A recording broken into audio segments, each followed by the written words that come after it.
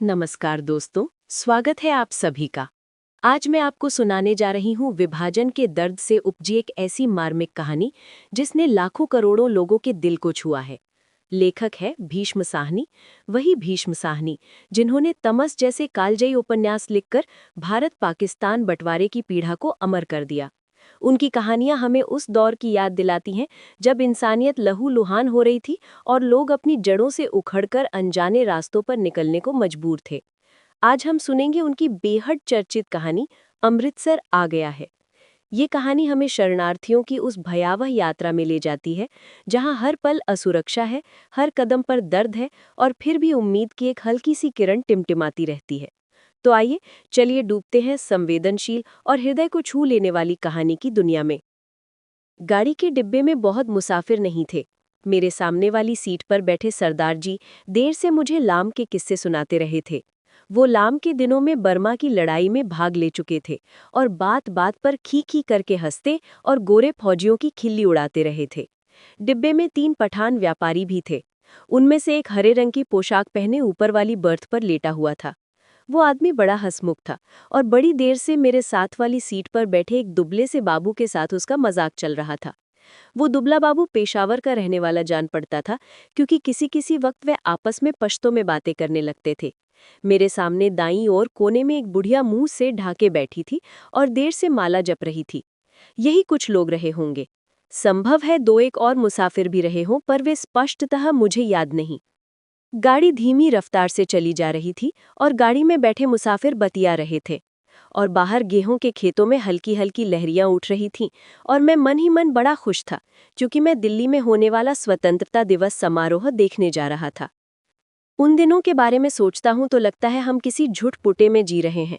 शायद समय बीत जाने पर अतीत का सारा व्यापार ही झुटपुटे में बीता जान पड़ता है। जो भविष्य के पट खुलते जाते हैं, ये झुटपुटा और भी गहराता चला जाता है। उन्हीं दिनों पाकिस्तान के बनाए जाने का ऐलान किया गया था और लोग तरह तरह के अनुमान लगाने लगे थे कि भविष्य में जीवन की रूपरेखा कैसी होगी। पर किसी की भी कल्पना बहुत दूर तक नहीं जा पाती थी। मेरे सामने बैठे सरदार जी बार बार मुझसे पूछ रहे थे कि पाकिस्तान बन जाने पर जिन्ना साहब बम्बई में ही रहेंगे या पाकिस्तान में जाके बस जाएंगे। और मेरा हर बार यही जवाब होता, बम्बई क्यों छोड़ेंगे, पाकिस्तान में आते जाते रहेंगे, बम्बई छोड़ देने में क्या तुक है। लाहौर और गुरदासपुर के बारे में भी अनुमान लगाए जा रहे थे कि कौन सा शहर किस ओर जाएगा। मिल बैठने के ढंग में, गपशप में, हंसी मजाक में कोई विशेष अंतर नहीं आया था। कुछ लोग अपने घर छोड़ के जा रहे थे, जबकि अन्य लोग उनका मजाक उड़ा रहे थे। कोई नहीं जानता था कि कौन सा कदम ठीक होगा और कौन सा गलत। एक और पाकिस्तान बन जाने का जोश था, तो दूसरी ओर हिंदुस्तान के आज़ाद हो जाने का जोश था। जगह जगह दंगे भी हो रहे थे और यौम आज़ादी की तैयारियां भी चल रही थीं। इस पृष्ठभूमि में लगता देश आज़ाद हो जाने पर दंगे अपने आप बंद हो जाएंगे। वातावरण में इस झुटपुटे में आज़ादी की सुनहरी धूल सी उड़ रही थी और साथ ही साथ अनिश्चय भी डोल रहा था। और इसी अनिश्चय की स्थिति में किसी किसी वक्त भावी रिश्तों की रूपरेखा झलक दे जाती थी। शायद झेलम का स्टेशन पीछे छूट चुका था, जब ऊपर वाली बर्थ पर बैठे पठान ने एक पोटली खोल ली और उसमें से उबला हुआ मांस और नान रोटी के टुकड़े निकाल निकाल कर अपने साथियों को देने लगा। फिर वो हंसी मजाक के बीच मेरे बगल में बैठे बाबू की और भी नान का टुकड़ा और मांस के बोटी बढ़ाकर खाने का आग्रह करने लगा था।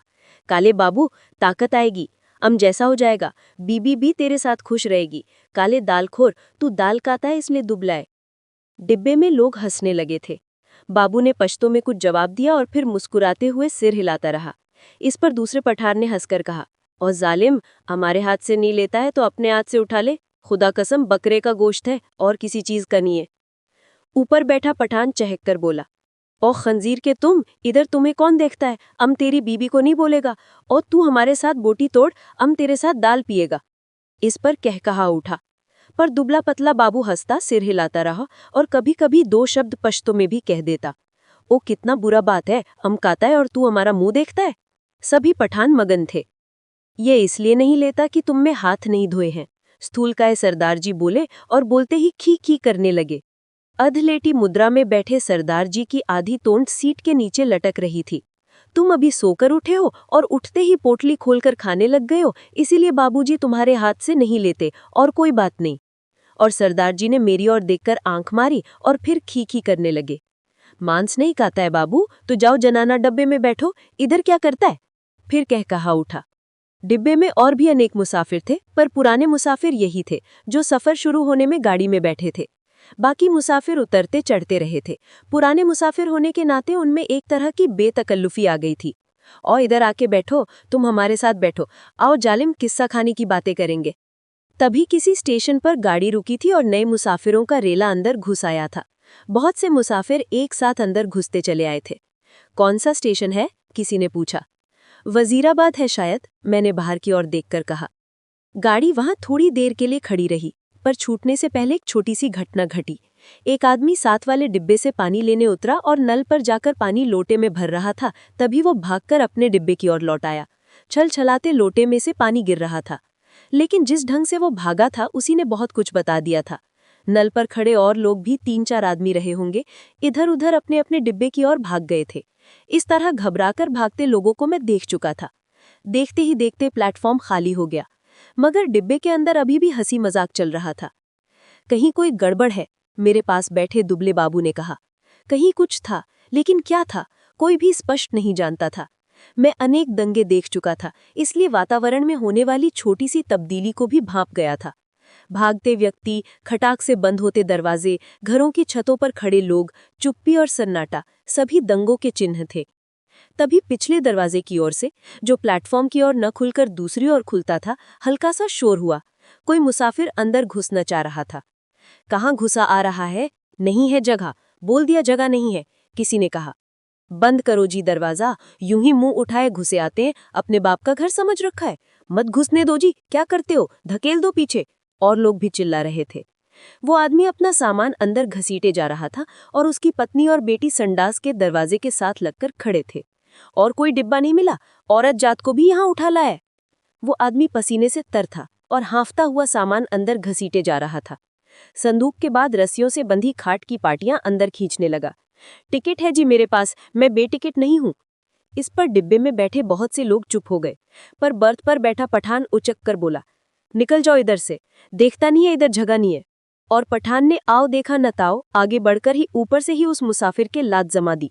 पर लात उस आदमी को लगने के बजाय उसकी पत्नी के कलेजे में लगी और वहीं पर हाय हाय करती बैठ गई। उस आदमी के पास मुसाफिरों के साथ उलझने के लिए वक्त नहीं था। वो बराबर अपना सामान अंदर घसीटे जा रहा था, पर डिब्बे में मौन छा गया। खाट की पाटियों के बाद बड़ी बड़ी गठरियां आईं। इस पर ऊपर बैठे पठान की सहन क्षमता चुक गई। निकालो इसे, कौन है ये? वो चिल्लाया। इस पर दूसरे पठान ने, जो नीचे की सीट पर बैठा था, उस आदमी का संदूक दरवाजे में से नीचे धकेल दिया, जहां लाल वर्दी वाला एक कुली खड़ा सामान अंदर पहुंचा रहा था। उसकी पत्नी के चोट लगने पर कुछ मुसाफिर चुप हो गए थे। केवल कोने में बैठो बुढ़िया करलाए जा रही थी, ए नेक बख्तो, बैठने दो। आजा बेटी, तू मेरे पास आजा, जैसे तैसे सफर काट लेंगे, छोड़ो बेजालिमो, बैठने दो। अभी आधा सामान ही अंदर आ पाया होगा जब सहसा गाड़ी सरकने लगी।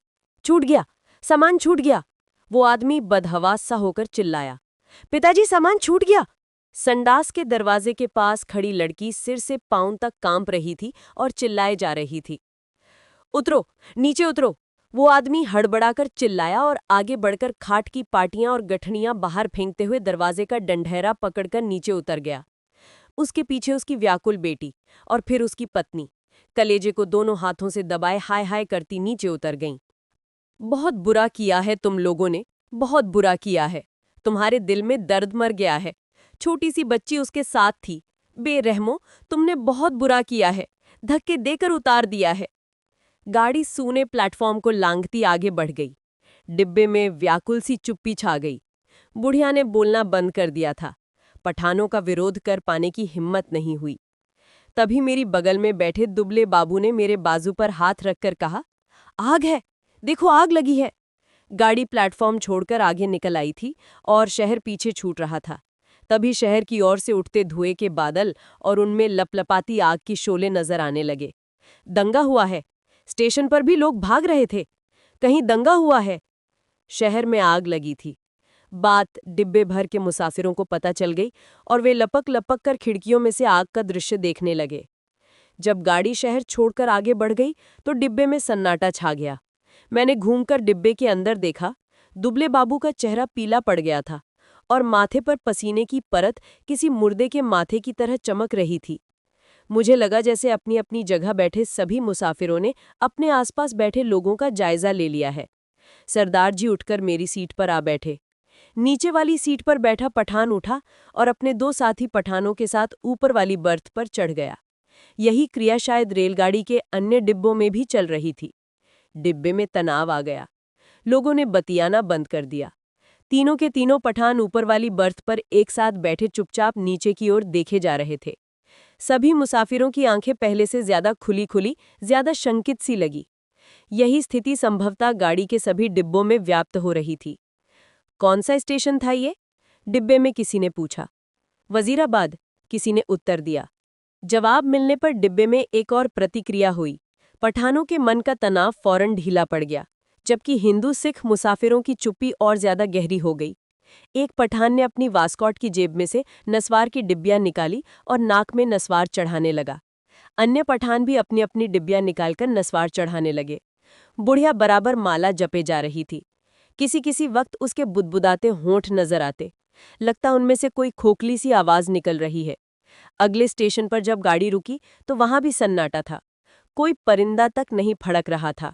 हाँ, एक भिश्ती पीठ पर पानी की मशक्कल लादे प्लेटफॉर्म लांघ कर आया और मुसाफिरों को पानी पिलाने लगा। लो, पियो पानी, पियो पानी। औरतों के डिब्बे में से औरतों और बच्चों के अनेक हाथ बाहर निकल आए थे। बहुत मार काट हुई है, बहुत लोग मरे हैं। लगता था वो इस मार काट में अकेला पुण्य कमाने चला आया है। गाड़ी सरकी तो सहसा खिड़कियों के पल्ले चढ़ाए जाने लगे। दूर दूर तक पहियों की गड़गड़ाहट के साथ खिड़कियों के पल्ले चढ़ाए जाने की आवाज आने लगी। किसी अज्ञात आशंकावश दुबला बाबू मेरी पास वाली सीट से उठा और दो सीटों के बीच फर्श पर लेट गया। उसका चेहरा अभी भी मुर्दे जैसा पीला हो रहा था। इस पर बर्थ पर बैठा पठान उसकी ठिठोली करने लगा। ओ बेंगैरत, तुम मर्द है कि औरत है? सीट से उठकर नीचे लेटता है। तुम मर्द के नाम को बदनाम करता है। वो बोल रहा था और बार बार हंसी जा रहा था। फिर वो उससे पश्तो में कुछ कहने लगा। बाबू चुप बना लेटा रहा। अन्य सभी मुसाफिर चुप थे। डिब्बे का वातावरण बोझिल बना हुआ था। ओ ऐसे आदमी को हम डिब्बे में नहीं बैठने देगा। ओ बाबू, अगले स्टेशन पर उतर जाओ और जनाना डिब्बे में बैठो। मगर बाबू की हाजिर जवाबी अपने कंठ में सूख चली थी। हकलाकर चुप हो रहा। पर थोड़ी देर बाद वो अपने आप उठकर सीट पर जा बैठा और देर तक अपने कपड़ों की धूल झाड़ता रहा। वो क्यों उठकर फर्श पर लेट गया था? शायद उसे डर था कि बाहर से गाड़ी पर पथराव होगा या गोली चलेगी। शायद इसी कारण खिड़कियों के पल्ले चढ़ाए जा रहे थे। कुछ भी कहना कठिन था। मुमकिन है किसी एक मुसाफिर ने किसी कारण से खिड़की का पल्ला चढ़ाया हो। उसकी देखा देखी बिना सोचे समझे धड़ाधड़ खिड़कियों के पल्ले चढ़ाए जाने लगे थे। बोझिल अनिश्चित से वातावरण में सफर कटने लगा। रात गहराने लगी थी। डिब्बे के मुसाफिर स्तब्ध और शंकित ज्यों के त्यों बैठे थे। कभी गाड़ी की रफ्तार सहसा टूटकर धीमी पड़ जाती तो लोग एक दूसरे की ओर देखने लगते। कभी रास्ते में ही रुक जाती तो डिब्बे के अंदर का सन्नाटा और भी गहरा हो उठता। केवल पठान निश्चित बैठे थे। हाँ, उन्होंने भी बतियाना छोड़ दिया था, क्योंकि उनकी बातचीत में कोई भी शामिल होने वाला नहीं था। धीरे धीरे पठान ऊँघने लगे, जबकि अन्य मुसाफिर फटी फटी आंखों से शून्य में देखे जा रहे थे। बुढ़िया मुंह से लपेटे टांगे सीट पर चढ़ाए बैठा बैठा सो गई थी। ऊपर वाली बर्थ पर एक पठान ने अध लेटे ही कुर्ते की जेब में से काले मनकों की तस्बीह निकाल ली और उसे धीरे धीरे हाथ में चलाने लगा। खिड़की के बाहर आकाश में चांद निकल आया और चांदनी में बाहर की दुनिया और भी अनिश्चित, और भी अधिक रहस्यमयी हो उठी। किसी किसी वक्त दूर किसी और आग के शोले उठते नजर आते। कोई नगल जल रहा था। गाड़ी किसी वक्त चिंघाड़ती हुई आगे बढ़ने लगती, फिर किसी वक्त उसकी रफ्तार धीमी पड़ जाती और मीलों तक धीमी रफ्तार से ही चलती रहती। सहसा दुबला बाबू खिड़की में से बाहर देखकर ऊंची आवाज में बोला, हरबंसपुरा निकल गया है। उसकी आवाज में उत्तेजना थी। वो जैसे चीख कर बोला था। डिब्बे के सभी लोग उसकी आवाज सुनकर चौंक गए। उसी वक्त डिब्बे के अधिकांश मुसाफिरों ने मानो उसी की आवाज को सुनकर करवट बदली। ओ भाबू, चिल्लाता क्यों है? तस्बीह वाला पठान चौंक कर बोला। इधर उतरेगा तुम? जंजीर खींचूं? और खींची करके हंस दिया। जाहिर है वो हरबंसपुरा की स्थिति से अथवा उसके नाम से अनभिज्ञ था। बाबू ने कोई उत्तर नहीं दिया, केवल सिर हिला दिया और एक आध बार पठान की ओर देखकर फिर खिड़की के बाहर झांकने लगा। डिब्बे में फिर मौन छा गया। तभी इंजन ने सीटी दी और उसकी एकरस रफ्तार टूट गई। थोड़ी देर बाद खटाक का सा शब्द भी हुआ। शायद गाड़ी ने लाइन बदली थी। बाबू ने झांककर उस दिशा में देखा जिस ओर गाड़ी बढ़ी जा रही थी। शहर आ गया है, वो फिर ऊंची आवाज में चिल्लाया। अमृतसर आ गया है, उसने फिर से कहा और उछलकर खड़ा हो गया और ऊपर वाली बर्थ पर लेटे पठान को संबोधित करके चिल्लाया, ओबे पठान के बच्चे, नीचे उतर तेरी उस पठान बनाने वाले की मैं। बाबू चिल्लाने लगा और चीख चीख कर गालियां बकने लगा था। तस्बीह वाले पठान ने करवट बदली और बाबू की ओर देखकर बोला, ओ क्या है बाबू, हमको कुछ बोला? बाबू को उत्तेजित देखकर अन्य मुसाफिर भी उठ बैठे। नीचे उतर, तेरी मैं, हिंदू औरत को लात मारता है हरामजादे, तेरी उस। ओ बाबू, बक बक नहीं करो, ओ खजीर के टुखम, गाली मत बको, हमने बोल दिया, हम तुम्हारा जुबान खींच लेगा। गाली देता है मादर, बाबू चिल्लाया और उछलकर सीट पर चढ़ गया। वो सिर से पांव तक कांप रहा था। बस बस, सरदार जी बोले, ये लड़ने की जगह नहीं है, थोड़ी देर का सफर बाकी है, आराम से बैठो। तेरी मैं लात न तोड़ू तो कहना, गाड़ी तेरे बाप की है। ओ हमने क्या बोला, सभी लोग उसको निकालता था, हमने भी निकाला। ये इधर हमको गाली देता है, हम इसका जबान खींच लेगा। बुढ़िया बीच में फिर बोल उठी, वे जीन जोग्यो, आराम नाल बैठो, वे रब दिए बंद्यो, कुछ होश करो। उसके होंठ किसी प्रेत की तरह फड़फड़ाए जा रहे थे और उनमें से एक क्षीण सी फुसफुसाहट सुनाई दे रही थी।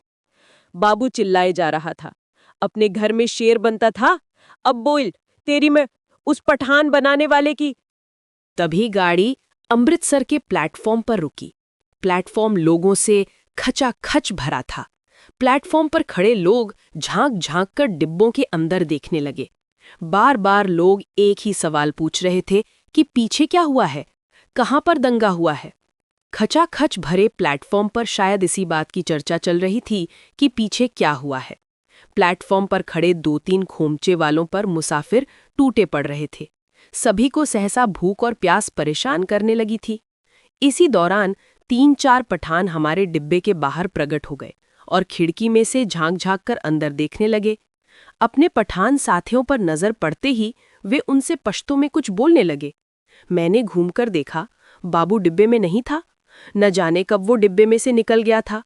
मेरा माथा ठिनका, गुस्से में वो पागल हुआ जा रहा था। न जाने क्या कर बैठे।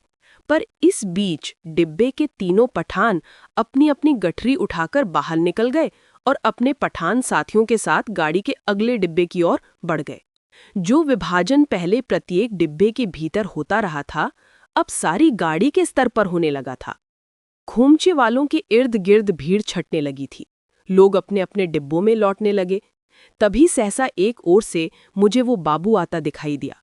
उसका चेहरा अभी भी बहुत पीला था और माथे पर बालों की लट झूल रही थी। नजदीक पहुंचा तो मैंने देखा उसने अपने दाएं हाथ में लोहे की एक छड़ उठा रखी थी। जाने वो उसे कहाँ मिल गई थी।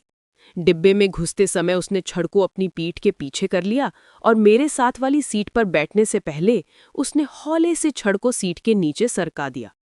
सीट पर बैठते ही उसकी आंखें पठान को देख पाने के लिए ऊपर को उठीं, पर डिब्बे में पठानों को ना पाकर वो हड़बड़ाकर चारों ओर देखने लगा।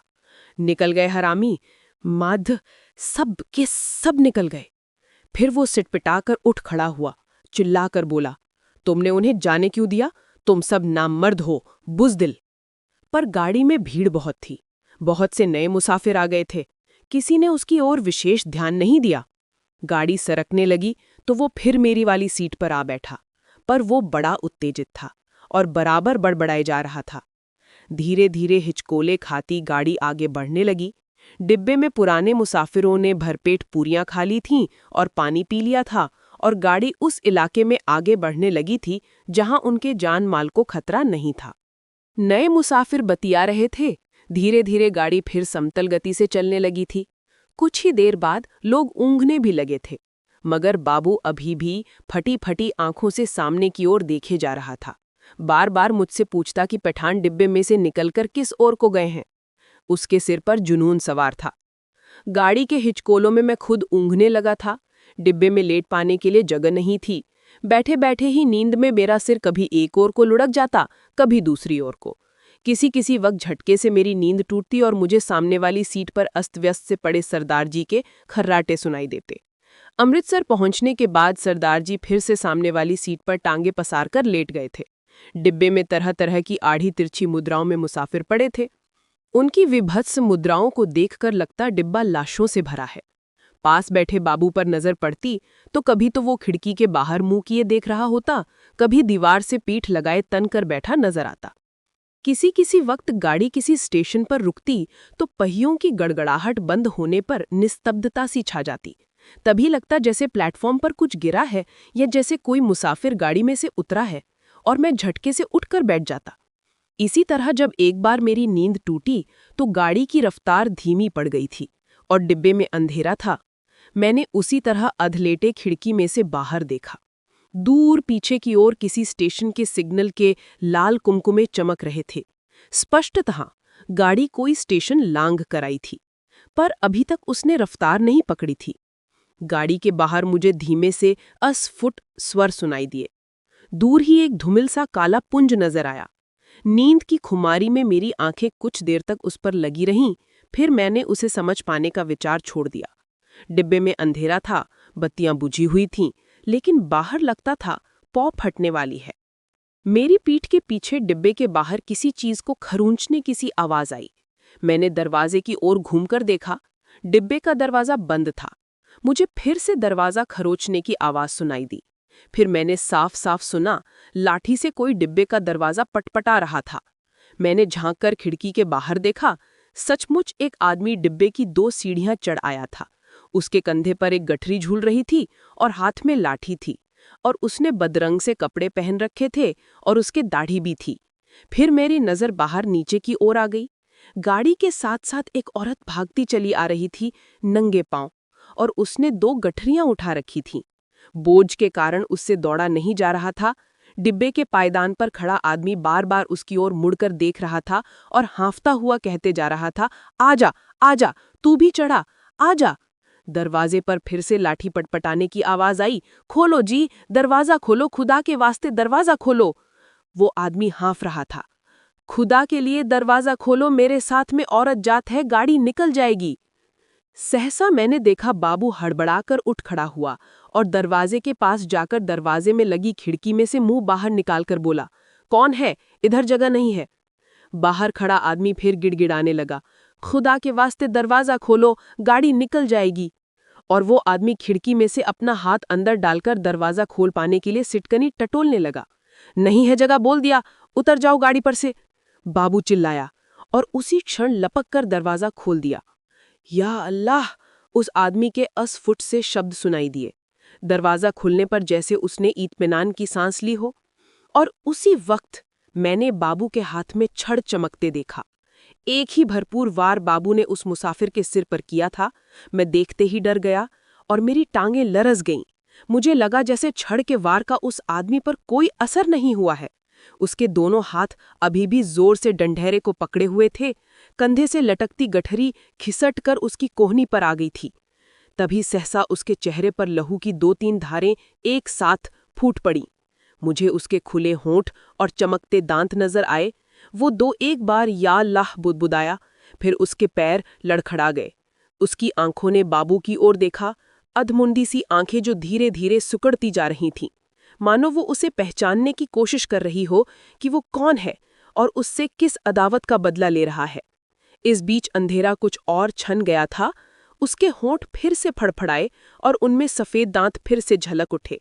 मुझे लगा जैसे वो मुस्कुराया है, पर वास्तव में केवल क्षय के ही कारण होंठ में बल पड़ने लगे थे। नीचे पटरी के साथ साथ भागती औरत बड़बड़ाए और कोसे जा रही थी। उसे अभी भी मालूम नहीं हो पाया था कि क्या हुआ है। वो अभी भी यही समझ रही थी कि गठरी के कारण उसका पति गाड़ी पर ठीक तरह से चढ़ नहीं पा रहा है, कि उसका पैर जम नहीं पा रहा है। वो गाड़ी के साथ साथ भागती हुई अपनी 2 गठरियों के बावजूद अपने पति के पैर पकड़ पकड़ कर सीढ़ी पर टिकाने की कोशिश कर रही थी। तभी सहसा डंडे से उस आदमी के दोनों हाथ छूट गए और वो कटे पेड़ की भांति नीचे जा गिरा, और उसके गिरते ही औरत ने भागना बंद कर दिया, मानो दोनों का सफर एक साथ ही खत्म हो गया हो। बाबू अभी भी मेरे निकट डिब्बे के खुले दरवाजे में बुत का बुत बना खड़ा था। लोहे की छड़ अभी भी उसके हाथ में थी। मुझे लगा जैसे वो छड़ को फेंक देना चाहता है, लेकिन उसे फेंक नहीं पा रहा। उसका हाथ जैसे उठ नहीं रहा है। मेरी सांस अभी भी फूली हुई थी और डिब्बे के अंधियारे कोने में मैं खिड़की के साथ सटकर बैठा उसकी ओर देखे जा रहा था। फिर वो आदमी खड़े खड़े हिला। किसी अज्ञात प्रेरणावश वो एक कदम आगे बढ़ आया और दरवाजे में से बाहर पीछे की ओर देखने लगा। गाड़ी आगे निकलती जा रही थी। दूर पटरी के किनारे अंधियारा पुंज सा नजर आ रहा था। बाबू का शरीर हरकत में आया। एक झटके में उसने छड़ को डिब्बे के बाहर फेंक दिया। फिर घूमकर डिब्बे के अंदर दाएं बाएं देखने लगा। सभी मुसाफिर सोए पड़े थे। मेरी ओर उसकी नजर नहीं उठी। थोड़ी देर तक वो खड़ा डोलता रहा, फिर उसने घूमकर दरवाजा बंद कर दिया। उसने ध्यान से अपने कपड़ों की ओर देखा, अपने दोनों हाथों की ओर देखा, फिर एक एक करके अपने दोनों हाथों को नाक के पास ले जाकर उन्हें सूंघा, मानो जानना चाहता हो कि उसके हाथों से खून की बू तो नहीं आ रही है। फिर वो दबे पांव चलता हुआ आया और मेरी बगल वाली सीट पर बैठ गया। धीरे धीरे झुटपुटा छंटने लगा। दिन खुलने लगा। साफ सुथरी सी रोशनी चारों ओर फैलने लगी। किसी ने जंजीर खींचकर गाड़ी को खड़ा नहीं किया था। छड़ खाकर गिरी उसकी देह मीलों पीछे छूट चुकी थी। सामने गेहूं के खेतों में फिर से हल्की हल्की लहरियां उठने लगी थीं। सरदार जी बदन खुजलाते उठ बैठे। मेरी बगल में बैठा बाबू दोनों हाथ सिर के पीछे रखे सामने की ओर देखे जा रहा था। रात भर में उसके चेहरे पर दाढ़ी के छोटे छोटे बाल उगाए थे। सामने बैठा देखकर सरदार उसके साथ बतियाने लगा। बड़े जीवट वाले हो बाबू, दुबले पतले हो पर बड़े गुर्दे वाले हो। बड़ी हिम्मत दिखाई है। तुमसे डरकर ही वो पठान डिब्बे में से निकल गए। यहाँ बने रहते तो एक न एक की खोपड़ी तुम जरूर दुरुस्त कर देते। और सरदार जी हंसने लगे। बाबू जवाब में मुस्कुराया, एक विभत्स सी मुस्कान, और देर तक सरदार जी के चेहरे की ओर देखता रहा। तो इसी प्रकार भीष्म साहनी जी की कहानी अमृतसर आ गया है यहीं समाप्त होता है। सुनने के लिए धन्यवाद। अगर आप कोई दूसरी कहानी सुनना चाहते हैं या किसी कहानी का सारांश हमसे चाहते हैं तो हमें कमेंट में ज़रूर बताएं। इसी तरह की अन्य साहित्यिक कहानियां हम इस चैनल पर प्रस्तुत करते रहेंगे। अगर आपको 10वीं से 12वीं या हिंदी बीए एमए की परीक्षा से जुड़े किसी भी टॉपिक पर मदद चाहिए तो hindistack.com वेबसाइट पर ज़रूर जाएं। वहाँ हर विषय पर नोट्स उपलब्ध है। अगर ये कहानी अच्छी लगी हो तो लाइक करें, सब्सक्राइब करें और अपने दोस्तों के साथ शेयर करना ना भूलें।